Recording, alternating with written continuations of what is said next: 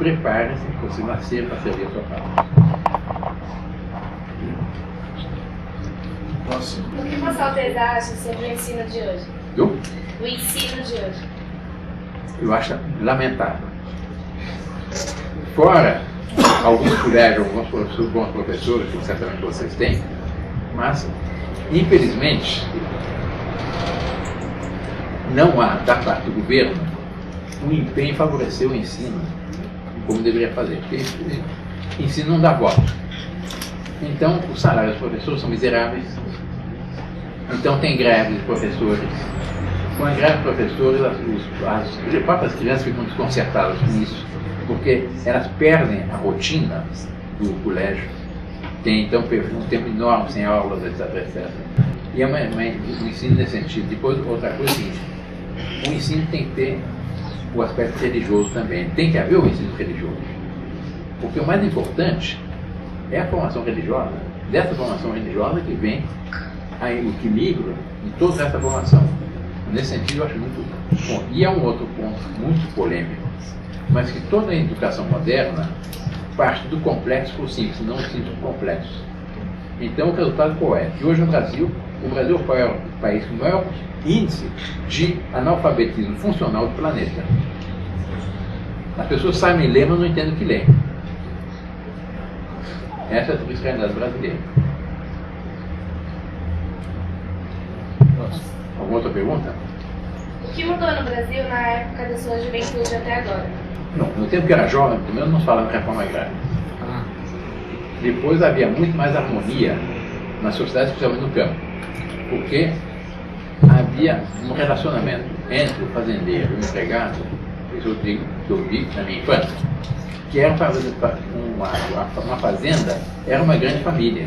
Porque na realidade, o que é uma nação?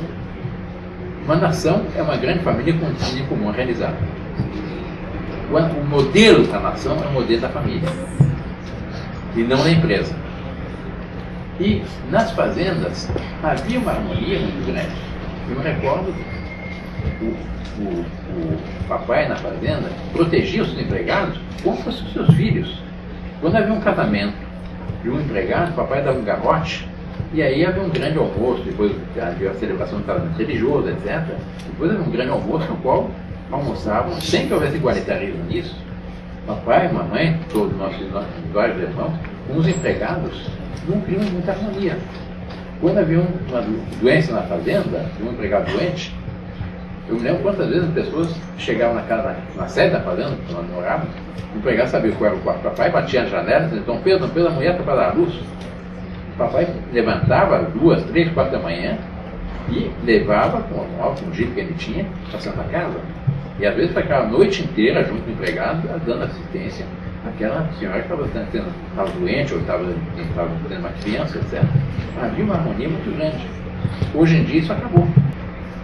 Porque se estabelecer uma legislação trabalhista, segundo a qual o patrão para o empregado é um explorador, o empregado para o patrão é um vagabundo. Está feita a luta de classe, quebrou-se a harmonia familiar. E isso é o que está havendo hoje em dia. Não há mais essa harmonia, essa ideia de que uma nação, uma fazenda, uma empresa, etc., são uma grande família. O modelo é a família.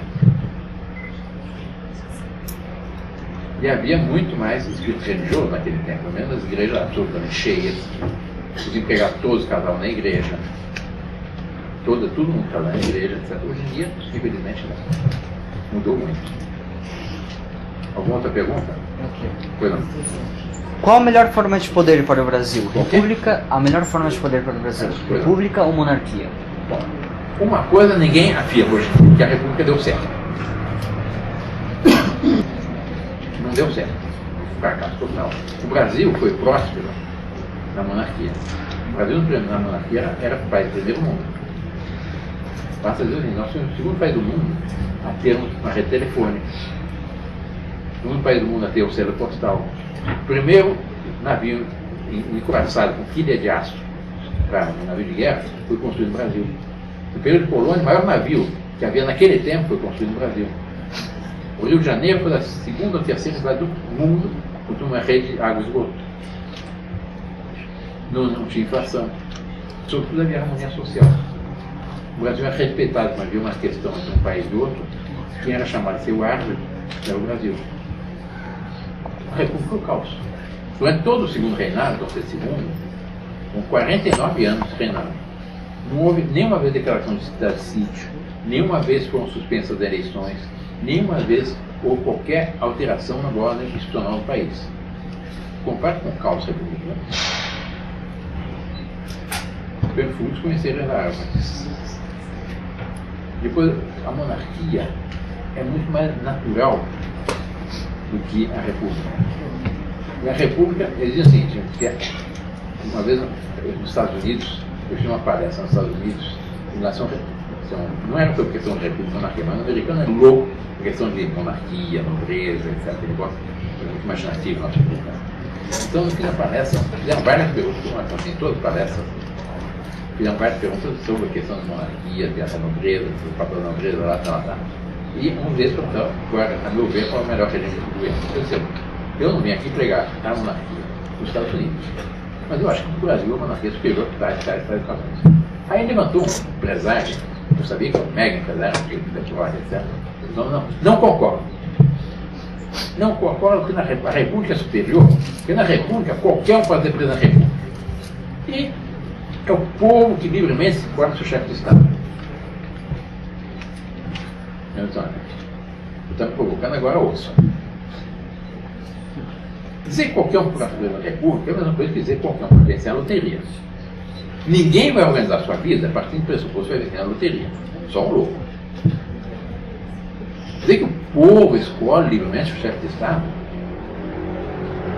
Na eleição presidencial, nós não escolhemos absolutamente nada. O máximo que nós fazemos na eleição presidencial é optar entre 2 ou 3 alternativas que os grupos poderes apresentam. Em geral, no Brasil, a opção é de mal maior e mal menor. Depois, mas em terceiro lugar, diz para ele, se o senhor está tão convencido das vantagens da República, por que o senhor não proclama a República na sua empresa? A cada 4 anos, mensagem universal, todo mundo vota. Vai saber quem vai estar no seu lugar como dono da empresa, quem vai ser o diretor-presidente, quem vai ser o chefe do setor jurídico, quem vai ser isso, quem vai ser aquilo. Vota todo mundo, vota o engenheiro, vota o advogado, vota o faxineiro, vota o chofer do caminhão de petróleo, vota o mecânico do posto de petróleo, vota todo mundo. Eu tinha milhares de empregados. Ah não, assim vai anarquizar a minha empresa. Mas a mesma coisa.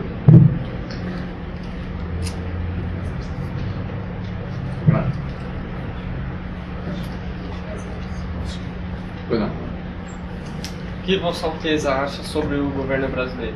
Atual? É, atual. A mesma coisa que todo mundo acha, um desastre. Vou usar a expressão que ele gosta tanto, nunca se viu nesse país tanta bandalheira, etc. Mas como é que é possível que o filho do presidente da República, que antes do pai ser eleito, era cuidador do Jardim Zoológico aqui em São Paulo, agora é o empresário mais rico do Brasil? Perguntar para o Lula, mas como é que se explica que seu filho agora é o empresário mais rico do Brasil, do mais próximo? A resposta é dizendo, que culpa tem eu se meu filho é o Ronaldinho dos empresários? Honestamente, não foi. Nunca houve tanto mensalão, tanto caso cueca, tanto caso do... Nunca houve coisa, nunca se roubou tanto nesse país. E, sobretudo, nunca houve isso aqui. Assinado pelo presidente. Uma outra pergunta? Pois não. Vossa Alteza é uma pessoa muito culta e tem uma sabedoria admirável. Qual o segredo para isso? De cultura? Estudo, observação, leitura, sempre procurando analisar as coisas a partir do pressuposto que Deus existe e procurar admirar a obra de Deus na criação. Porque o que abre a nossa alma é a admiração. Aquilo que a gente admira, a gente assimila.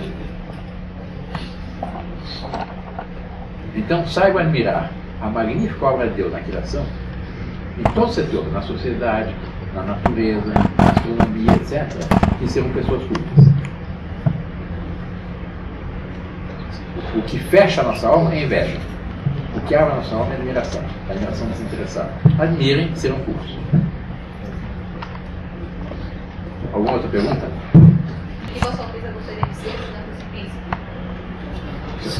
Eu tenho que ser assim Deus quer que eu seja. Deus me fez nascer príncipe, eu sempre tenho que gostar de ser príncipe. Não posso imaginar o que é que eu seria se eu fosse príncipe. Como é fazer parte da família imperial do Brasil?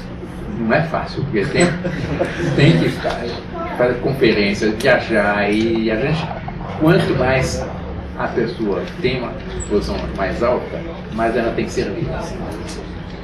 O Papa é a mais alta autoridade que existe na face da Terra. Um dos títulos mais bonitos do Papa é Servus Servorum Dei, o servo do servo de Deus. Ele nasceu, quanto mais alta a posição, mais ele tem que servir. Quanto mais responsabilidade tem, mais tem que sacrificar pelo bem de todos. O pai se sacrifica mais pelos filhos que os filhos pelos pais. Quanto mais alto, mais certo. Mais tem que sacrificar. Pois não. O que Vossa Alteza acha do plano de direitos humanos hoje em dia? O plano de direito, esse aqui? Não, dos direitos humanos hoje em dia. Bom, os direitos humanos verdadeiros são aqueles que decorrem da natureza humana como Deus a fez. Então, quais são os direitos humanos verdadeiros? Em primeiro lugar, o direito à vida. Ninguém tem o direito de privar a vida de uma pessoa. Então, a mãe não tem o direito a abortar, o pai, o homem não tem o direito a assassinar, etc. Segundo, o direito ao trabalho. O direito ao salário justo e familiar, o direito à cultura, o direito à educação, o direito à propriedade. São todos direitos que decorrem da natureza humana como Deus a fez. E esses direitos são sagrados. Não são a concessão do Estado. Eu tenho direito à minha vida não é uma concessão que o Estado me faz. O direito que eu tenho à educação, que eu tive à educação, não foi uma concessão do Estado. O direito que eu tenho à cultura não é uma concessão do Estado. O direito que eu tenho à propriedade não é uma concessão do Estado, é uma coisa que é minha. O Estado tem que me garantir isso. Mas não esse conjunto de loucuras, direitos humanos, que é o direito às plantas, o direito aos animais, o direito não sei o que, etc. Deus criou as plantas e os animais para o homem, e não o homem para os animais. É muito bonito observar a natureza. Você observa a natureza exatamente partindo do pressuposto que Deus criou o homem, a sua imagem e semelhança, e é o ser mais perfeito. Todas as demais coisas, Deus está na Sagrada Escritura, está na Bíblia. Deus criou para o homem. Então, se vocês observam uma noite estrelada, bonita, com a lua, ou com a cidade. Hoje não vê bem a cena, mas uma noite estrelada no campo, não na cidade que a gente vê pouco. Havia aqueles milhares e milhares e milhares de estrelas. Só Deus sabe quantas são. Deus criou aquele mundo de estrelas, por quê? Para que nós, contemplando aquelas estrelas, tenhamos uma pálida ideia que seja a infinitude de Deus.